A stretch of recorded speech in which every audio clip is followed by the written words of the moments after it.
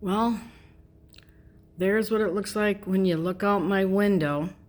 What used to be a weeping willow. And there's Jason out there sweeping up the mess.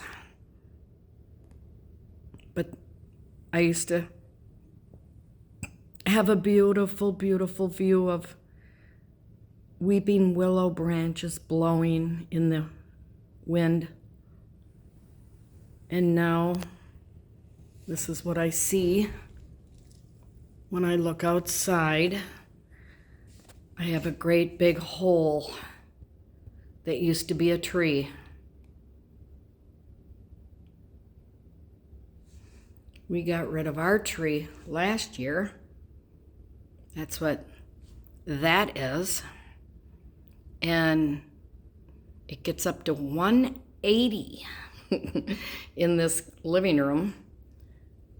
And I have to keep my shade shut every single day. But that's what we've got going on.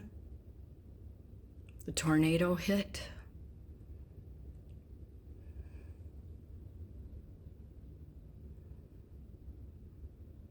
Prairie at 12:20 last night.